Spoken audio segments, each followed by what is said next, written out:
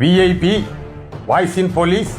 இது போலீஸ் பொதுமக்கள் நல்லுறவுக்கான குரல். அனைவருக்கும் வாய்ஸ் இன் போலீஸ் உங்கள் விஐபியின் வணக்கங்கள். அப்புறம் இன்னைக்கு காலையில் ஒரு செய்திப்பா, கன்னியாகுமரி மாவட்டத்தினுடைய செய்தி. கருங்கல் அருகே சைபர் கிரைம் வழக்கில் வாலிபரை பிடிக்க வந்த போலீஸார் தள்ளிவிட்டதில் மூதாட்டி பலி அப்படின்னு கொஸ்டின் மார்க் போட்டிருந்தாங்க. அப்புறம் அதிலே போலீஸார் சொல்வது என்னன்னு ஒரு சின்ன பெட்டி செய்தி போட்டிருந்தாங்க. மூதாட்டி சூசை மரியாள், அந்த அம்மாவுக்கு வயது 80.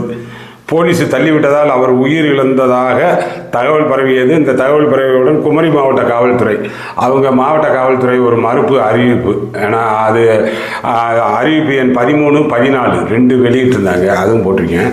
ஆனால் இது எல்லாம் அப்புறம் என்ன அப்படி இன்னும் திருப்போணம் சூடு தனியாமல் இருக்கே, அதுக்குள்ளே எப்படி போலீஸ் இப்படி போய் அத்துமீறி நடந்துக்கணும் அப்படின்னு சொல்லி நம்பலை.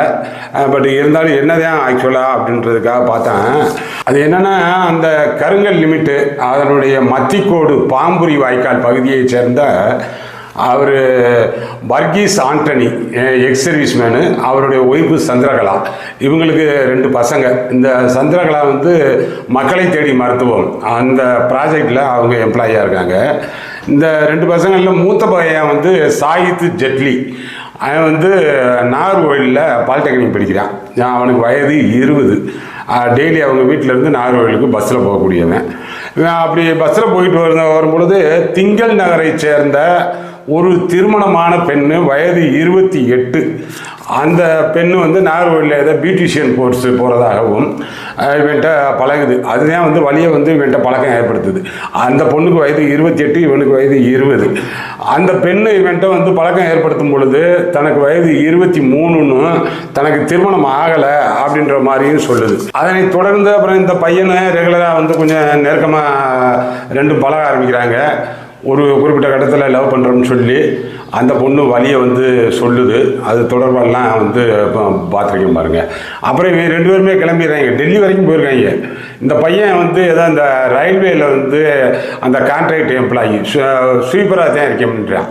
அவன் வந்து நான் துப்புரவு பணியாளராக தான் இருக்கேன் அப்படின்லாம் சொல்கிறேன். எதுவும் வந்து அந்த சைபர் கிரைம் அவர் எஸ்ஐயா போலீஸாராக யாராவது விசாரிக்கிறாங்க. அந்த விசாரணையில் நல்ல தெளிவாக எதுவும் பொய் கலப்பு இல்லாமல் யதார்த்தமாக பேசுகிறேன். ஒரு 17 நிமிடத்திற்கான ஒரு ஆடியோவாக இருக்குது. நம்ம கிரைம்லேருந்து கால் பண்ணுறேன். அப்படியா? ஆமாம் ஆமாம். எங்கே வேலை பார்க்குறீங்க? அங்கே கோயம்புத்தூர்ல ட்ரைவேல்ல வேலை பார்க்க. இப்போ கோயம்புத்தூர்ல இருக்கிறியா நீ? இல்லை சார், அங்கே இனிதான் கிளம்பணும். அங்கே ரயில்வேல வேலை பார்த்துட்டு இருக்கேன் கோயம்புத்தூர்ல. சரி, இப்போ கேஸ் விஷயமா வந்திருக்குது. இப்போ இதை வந்து க்ளோஸ் பண்ணணும். கேஸ் இன்னும் ஓப்பன்ல இருக்கு, பெண்டிங்ல இருக்கு. அது விஷயமா கால் பண்ணியிருக்கேன்பா. என்னன்னு கேஸ் கொடுத்துருக்காங்க? என்ன, அது உனக்கு தெரியும் இல்லையா கேஸ்? இல்ல சார், இது அந்த பொண்ணு என்ன ஏமாத்திட்டு என்ன கல்யாணம் ஆகலன்னு சொல்லிட்டு என்ன லவ் பண்ணுச்சு. கல்யாணம் ஆகலன்னு சொல்லி உன்னை லவ் பண்ணிச்சா? உன்னை எப்படி தெரியும்? ஆரம்பத்துல பஸ்ல சேர்ந்து போயிட்டு இருப்போம். எங்க போவீங்க? நான் காலேஜ் போயிட்டு இருப்பேன், அவ வந்துட்டு பியூட்டிஷியன் கிளாஸ் போயிட்டு இருப்பா. அப்போ சொன்னா, ஏன்னா 23 வயசு ஆகுது, கல்யாணம் ஆனது எனக்கு தெரியாது, 23 வயசு ஆகுது, நான் இங்க பியூட்டிஷியன் கிளாஸ் எல்லாம் போயிட்டு இருக்கேன்னு சொல்லிட்டு சொன்னான். அதுக்கப்புறம் சரி, கிளாஸுக்கு போகும்போது டெய்லி அப்படி பஸ்ல போயிட்டு இருப்போம். பஸ்ல போகும்போது ஒன்னா இருந்துதான் போவோம். நான் அக்கா அக்கான்னு தான் கூப்பிட்டு பேசிட்டு இருந்தேன். அதுக்கப்புறம் போன்ல பேச பேச திரும்ப டெய்லி பைக்ல ஒரு நாள் ஃபுல்லா வெளியே போலான்னு பிளான் போட்டோம். அப்புறம் வெளியே போயிட்டு வரும்போதான் அன்னையில இருந்து இங்க ஒரு பீச் சைடு போகும்போது அங்க வச்சு என்கிட்ட ஐ லவ் யூன்னு சொன்னான். ஆமா, ஐ லவ் யூன்னு சொன்னான் என்கிட்ட. அதுக்கப்புறம் அப்படி போன்ல பேசி நல்லா லவ் பண்ணோம். கொஞ்சம் ஒரு 3-4 மாசத்துக்கிட்ட நல்லா லவ் பண்ணோம். பண்ணி வெளியே வாரத்துல ஒரு 2 நாள் எங்க வீட்டுக்கு வந்திருப்பா. எங்க வீட்டுல எங்க அம்மா அப்பா கோயிலுக்கு போயிருப்பாங்க, எங்க ராஜாவூர் கோயிலுக்கு. சரி. அப்போ சனி ஞாயிறு மட்டும் எங்க வீட்டுல இருப்பா. மத்த நாள் எல்லாம் வெளிய இங்க பொன்முடி, கேரளா ஜூ, வேற தமிழ்நாடு இருப்பா. நான் கேக்குறது சொல்லு, பிசிக்கலா தான் இருந்தீங்களா? பிசிக்கலா? ஆமா சார். சரி. அதுக்கப்புறம் இது பிசிக்கலா இருந்தது எங்க வீட்டுல வச்சுதான் சார். அப்பவும் கூட உனக்கு சொல்லல கல்யாணமான பொண்ணு உனக்கு தெரியாது? தெரியாதனால நீ இருந்தியா? ஆமா சார். தெரிஞ்சிருந்தா நீ இருந்திருக்க மாட்ட. இல்ல உண்மையை சொல்லு, உனக்கு தெரியுமா தெரியாதா? சார் சத்தியமா எனக்கு ஃபர்ஸ்ட் கல்யாணம் ஆச்சுன்னு தெரியாது. அதுக்கப்புறம் அங்க மலை வயசு என்னப்பா அது? ஏன்னா 20 வயசு ஆகுது சார். ஓகே, உனக்கு 20 வயசு ஆகுது. அவ ஆ வந்து 23 வயசுன்னு சொன்னாளா? 23 வயசுன்னு சொன்னா. இப்போ அவளுக்கு என்ன வயசுன்னு தெரியுமா? இப்ப தெரியும் சார் எனக்கு. என்ன வயசு? இப்போ 28. சரி. என்ன பிரச்சனைன்னு தெரியல. நான் அவளுக்கு இன்ஸ்டா ஐடி வாங்கி பார்க்கும்ப வேற ஒரு பையன்ட்ட சொல்லுங்க மாப்பிள, அவங்க ஹஸ்பண்டோட தம்பின்னு தான் நினைக்கிறேன். சரி. அவங்கள்ட்ட சொல்லுங்க மாப்பிள, சாப்பிட்டீங்களா மாப்பிள, அப்படி இப்படின்னு பார்த்து பேசிட்டு இருந்தா. அப்ப நான் வந்துட்டு நல்லா அழுதேன். இன்னொரு பையன் அவனுக்கு கூட அவ பேசினாளா? உங்ககிட்ட ஆ இருக்கிற மாதிரி இன்னொரு பையன் கூட இருந்தாளா? ஆமா சார். சரி. அதுக்கப்புறம் அது நான் நல்லா அழுதேன். அதுக்கப்புறம் தான் சொன்னா, நான் அவனுக்கு 2 லட்சம் ரூபா கொடுக்க உண்டு. ஆ, அது பேசுற விஷயம் எங்க என் ஹஸ்பண்டுக்கும் தெரியும். நான் சொன்னேன், உன் ஹஸ்பண்ட் நம்பர் எங்க எடு, நான் இதை சொல்லி கொடுக்க போறேன். உன்ன சொன்னா அது அவங்களுக்கும் தெரியும். ஆ. நாங்க இப்ப இருக்கிறது வாடகை வீடாகும், எங்க வீட்டு முன்னாடி வந்து பிரச்சனை பண்ணிடக்கூடாது. அதனாலதான் அவன் என்ன பேசியானோ நீ சும்மா ரிப்ளை மட்டும் பண்ணிட்டு விடுன்னு அவர் தான் சொன்னாரு அப்படின்னு சொல்லிட்டு சொன்னான். ஹஸ்பண்ட் சொன்னதா சொன்னாளா? ஆமா. அதுக்கப்புறம் இங்க நீங்க 10 நாள் அப்ஸ்காண்ட் எங்க போனீங்க? அது திரும்ப அதான் சார். அதுக்கப்புறம் பேக் எடுத்துட்டு ஒரு நாள் வந்துட்டா ரயில்வே ஸ்டேஷனுக்கு, நான் வேலையில இருந்து வந்த உடனே. அப்போ சென்னை கரெக்டா. அங்க போறதுக்கு முன்னாடி பேக் எடுத்து வந்துட்டாங்களா?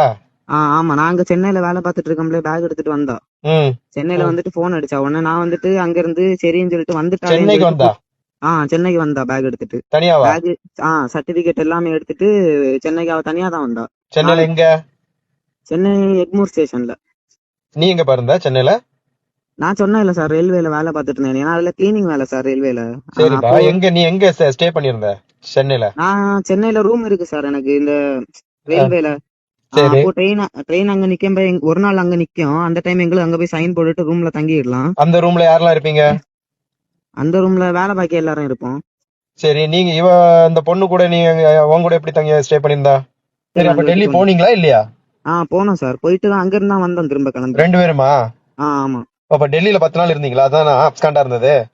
இல்ல டெல்லி 10 நாள் இருந்தது. இப்படி டிராவல் பண்ணி தான் சார், போறதும் வாரதும் அந்த மாதிரி. எங்கெல்லாம் போனீங்க டிராவல்னா? சென்னைக்குள்ளேவா? சென்னை விட்டு வெளியூர் அங்கங்க போனீங்களா?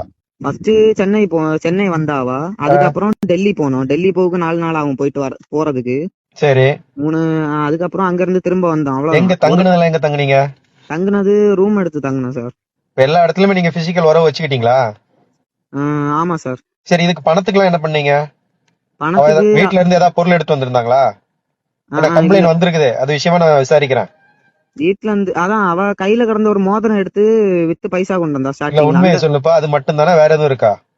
இல்ல சார், அது மட்டும் தான். வேற ஏதாவது ட்ரக்ஸ் எல்லாம் யூஸ் பண்ணீங்களா? இல்ல சார், அதெல்லாம் இல்ல. இல்ல, எனக்கு கம்ப்ளைண்ட் வந்திருக்கு, நீங்க சொல்லுங்க. யார்? அந்த நான் பொண்ணு நீங்க 2 பேரும் இல்ல அவளுக்கு அந்த இதுவரை பொண்ணே எனக்கு கொடுத்ததே இல்ல சார். சொல்லி இருக்குதே. அது அவங்கதான் இப்ப அப்படி சொல்லிட்டு இருக்காங்க அந்த சார். பையன் வந்து எனக்கு ட்ரக்ஸ் கொடுத்து ஏமாத்தி என்னை வந்து மயக்கி இந்த மாதிரி பண்ணிட்டாங்கிற மாதிரி பேசுதே. இது உன் எல்லாத்துக்கும் மேல அக்யூசேஷன் வைக்குதே. என்கிட்ட ப்ரூஃப் இருக்கு சார். இல்ல, நீ பண்ணுனீங்களா இல்லையா அதை சொல்லு முதல்ல. நான் சிகரெட் மட்டும் அடிப்பேன் சார். ஆனா அவளுக்கு இதுவரை ஒண்ணுமே கொடுத்தது கிடையாது. வேணா டெஸ்ட் எடுத்து பாருங்க அவளுக்கு. அதான் சார், நான் சைடு கரெக்டா திருநெல்வேலியில இருந்தா எனக்கு திரும்ப கிளாரிட்டி இருக்கணும். அதான் சார், நாங்க திருநெல்வேலியில கொண்டு ரூம் எடுத்து விட்டுட்டு வந்தேன். வந்துட்டு காசு எடுக்க வந்துட்டு திரும்ப போய் பார்க்கும்போது அவள அங்க காணல. அதுக்கப்புறம் அந்த வக்கீல்கிட்ட நான் எங்க அம்மாட்ட ரூம் எடுத்து தனியா விட்டுட்டு வந்துட்டியாங்க? ஆமா, எல்லாத்தையும் வச்சுட்டீங்க. திருநெல்வேலியில எங்க? திருநெல்வேலி எந்த ரூம், எந்த லாட்ஜ், எங்க? SRH லாட்ஜ்னு நினைக்கிறேன். அங்க பஸ் ஸ்டாண்ட்ல இருந்து ஒரு 3 கிலோமீட்டர் தள்ளி இருக்கு. பாளையங்கோட்டையா? எந்த ஏரியா? பாளையங்கோட்டையான் தெரியும். லாட்ஜ் பேர் தான் தெரியும். அந்த ஆட்டோக்காரர்ட்ட சொன்னா கொண்டு விட்டாரு. சரி. SRH lodge. அந்த லாட்ஜ்ல தான் கொண்டு விட்டுட்டு வந்தேன். விட்டுட்டு நீ இங்கே இரு, நான் வந்துட்டு வீட்டுக்கு போய் அங்க காசு இருந்து நீ மறுபடியும் இவ்வளவு தூரம் வந்துட்டு திரும்ப போனா 3 hours 4 hours ஆகும்ல? ஆமா சார். அது வரைக்கும் அவ இருந்துக்கிறாளா? சேஃபா இருந்துக்கிறான்னு சொல்லி உன்னை அனுப்பி விட்டாளா? ஆமா. ஆனால் அதில் வந்து பேசும்போது நல்லாத்தையும் சொல்கிறேன். இப்பயும் கூட இந்த மாவட்ட காவல்துறை இவன் மீது வந்து போட்டிருக்கக்கூடிய வழக்காச்சும் நீங்கள் காமிக்கிறீங்களே, அந்த மறுப்பு செய்தி அறிவிப்பில் சொல்கிறீங்களே, சைபர் கிரைம் நிலைய குற்ற எண் 63/2025 அந்த செக்ஷன் 78(2) 79 351(2) BNS, அப்புறம் 66E 67 67A ஐடி ஆக்டு, அப்புறம் 4 ஆஃப் உமன் ஹராஸ்மெண்ட் ஆக்ட். இதில் எதுவுமே வந்து 7 ஆண்டுகளுக்கு மிகைப்படுத்தப்பட்ட தண்டனை கிடையாது. அவன் தான் உங்கள்கிட்டயே வந்து எளிமையாக சொல்கிறான். சொல்லும் பொழுது அவனை வர சொல்லிட வேண்டியதானே. ஒரு அந்த பழைய 41 கேபிட்டலையே சம்மனை கொடுத்துட வேண்டியதானே. இப்போ என்ன 35 BNSS அந்த சம்மன் கொடுத்து அவனை வர சொல்லிட்டு போகிறது. இப்போ இதில் அந்த சைபர் கிரைம் அவர் யார் விசாரிக்கிறாரா நல்லாத்தையும் கேட்குறாரு, அந்த பையன்கிட்ட இருந்தே எல்லாத்தையும் துருவி வாங்கிடுறாரு. இப்போ இந்த விசாரணையிலேயே தெரியலையாங்க, நீங்கள் விசாரிக்கும் போதே அந்த பையன் தானே அங்கே விக்டிமாக இருக்கான். ஆக்சுவல் விக்டிமாக அந்த பையன் தானே. இப்போ ஏஜ் இப்போ இந்த பையனுக்கு திருமண வயசு வந்துருச்சா? இந்த பையன் வந்து அப்படித்தானே சொல்கிறேன், இவனுக்கு வந்து 20 வயது, உங்கள் கணக்கிலேயே இருக்கான். அப்போ இவன் தானே விக்டிமு. அந்த பிள்ளை 28 வயது, மறுபடியும் அங்கே போயிடுது. அதில் கூட ஒரு விசாரணையில் சொல்கிறேன், வண்டலூர் பக்கத்தில் போய் கல்யாணம் பண்ணா அப்படின்னு சொல்லி. அப்போ யார்? அந்த பெண்ணு தான் தன் திருமணத்தை மறைத்து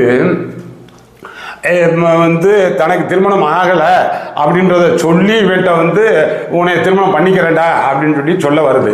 அப்படின்னா அதுதானே குற்றம். பழைய ஐபிசி 495, இப்போ இருக்கிற பிஎன்எஸ் 82(2) இதன்படி 10 ஆண்டு சிறை தண்டனை. நீங்கள் ஆக்சுவலாக இவன்ட்ட கம்ப்ளைண்ட் வாங்கி அந்த பொண்ணத்தையும் எஃப்ஐஆர் ஆக்கியிருக்கணும். ஃபுல்லாக விசாரிச்சுட்டு இப்போ இதுதான் சந்தேகத்தை ஏற்படுத்துது. அந்த கம்ப்ளைண்ட் பார்ட்டி எதுவும் வந்து அந்த பெண் வீட்டார் கம்ப்ளைண்ட் பார்ட்டின்னே சொல்ல முடியாது, அதுதான் அக்யூஸ்டு. நீங்கள் இதை விசாரிக்கிறீங்க, விக்டிமாக அக்யூஸ்ட் ஆக்கிட்டீங்க. அக்யூஸ்ட் ஆக வேண்டிய ஆளாக கம்ப்ளைண்ட் ஆக்கிட்டீங்க. ஆனால் அவங்க என்ன அப்படி கவனிச்சாங்கன்னு சொல்லி தெரியல. அதுதான் இதில் சந்தேகப்பட வேண்டியது இருக்குது. அப்படித்தானே இருக்கும். இந்த பையனுக்கு நீ உங்கள் விசாரணையிலே தெரியுது, திரும்ப திரும்ப வருது. என்னமோ அந்த பொன்முடிய பக்கம் கூட்டிகிட்டு போனோம்னு சொல்லி சொல்கிறேன், மலையிலிருந்து விழுந்துடுறோம்னது பயமுறுத்துது. அப்புறம் இவன் ஏதாச்சும் போய் தள்ளி விட்டோம்னு மறுகதையை மாட்டுவேன், சரிமான்னு சமாதானப்படுத்தி கூட்டிகிட்டு வர்றேன். அப்புறம் வீட்டை விட்டு வந்துடுது. சனி ஞாயிறு இங்கே தான் இருக்குது. அப்புறம் இந்த பையன் இவன்கிட்ட இருக்கும் பொழுதே வேற யார்கிட்டயே சேட் பண்ணுது. அப்போ உங்கள் வீட்டுக்கார்ட்ட நான் சொல்லிக் கொடுக்குறேன் பாரு அப்படின்னு இவன் சொன்ன உடனேயே, இல்லைடா அவர் தான் எங்கள் வீட்டுக்காரர் தான் பேச சொல்லுவார், அவனுக்கு ஒரு 2 லட்சம் ரூபா தரணும், அதுக்காக நீ கொஞ்சம் இப்படி நூல் விட்டு பேசு அப்படின்னு என் வீட்டுக்காரனுக்கு தெரியும் அப்படின்றது. அப்போ என்னதான் குடும்பம், அதை சத்தம் போட வேணாமா? அவங்கள யார் இந்த கம்ப்ளைண்ட் பார்ட்டி அந்த பெண் வந்து சொன்னோன்னே எதெல்லாம் கட்ட பஞ்சாயத்து பண்ணக்கூடாதுன்னு சொல்கிறாங்களோ அதில் பூரா பண்ணுறீங்க, சிவில் மேட்டரில் பண்ணுறீங்க, கொடுக்கல் வாங்கல பண்ணுறீங்க.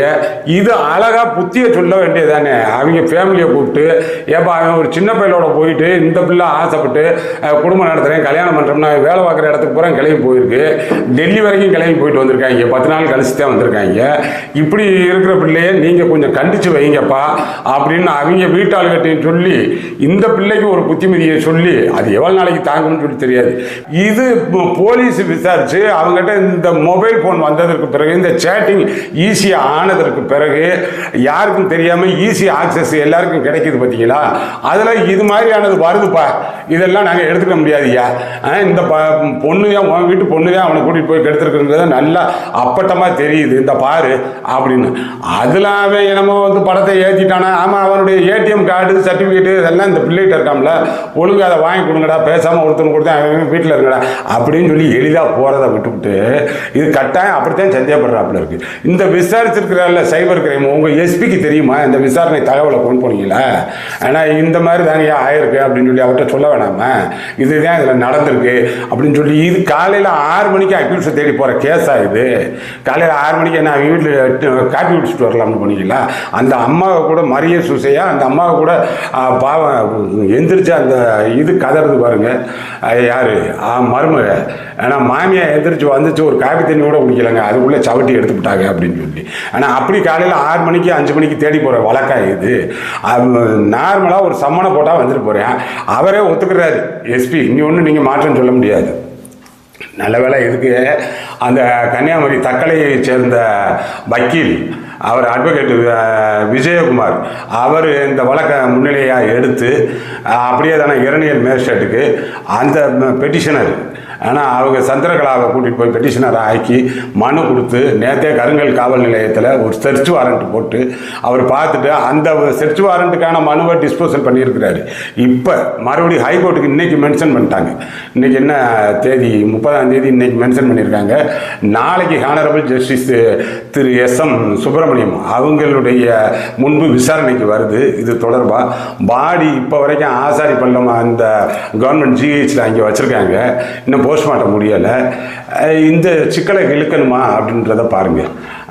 இது இந்த அவர் அட்வொகேட்டுக்கிட்ட அந்த அம்மா பேசுகிற அந்த ஆடியோ அது ஒன்று போட்டிருக்கேன் கேளுங்க. போலீஸ் தரப்புல இருந்து உங்களை யாராவது மிரட்டினாங்கனாலோ செஞ்சானாலோ, இந்த மாதிரி இப்படி சொல்லக்கூடாது அப்படி சொல்லக்கூடாது அப்படின்னு உங்களை ஏதாவது சொன்னாங்கன்னா உடனே வந்து என் நம்பருக்கு கூப்பிட்டு தகவல் குளத்தல்ல தெரியும். வச்சு சொன்னாங்க, போலீஸ்காரனுக்கு மேல நீங்க எதுக்கு இப்படி கம்ப்ளைண்ட் கொடுக்குறியா, அப்படி அவங்களுக்கு மேல தப்ப சொல்லாதுங்கம்மான்னு சொன்னாங்க. அவங்க எப்படிமா செத்தாங்க? செத்தது எப்படி?